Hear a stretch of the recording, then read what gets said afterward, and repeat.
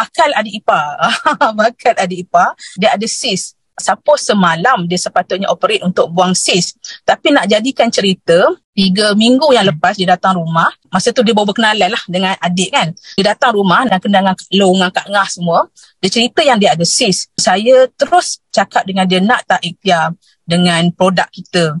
Cubalah, mana tahu kan kot-kot pergi nanti doktor scan dah tak payah operation kan. So dia kata, okeylah Kak Long nak cuba. Saya pun bagi dia apa tahu, aloe vera gel, D-propolis, Omestin, Arctic Sea. Saya bagi 4 produk tu dekat dia. Dalam 3 minggu ni memang dia ambil, dia konsisten consume.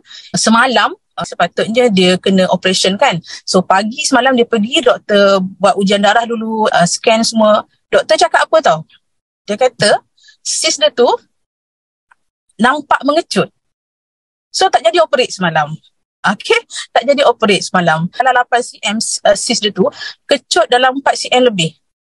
So doktor kata tak apa, tak perlu operation semalam, bagi lagi tarikh untuk next appointment tu bulan 5. Itu yang saya rasa macam saya tak boleh untuk berhenti untuk share tentang Forever Living. Setiap hari kita kena cari apa benda baik yang kita kena buat untuk orang, bukan untuk kita.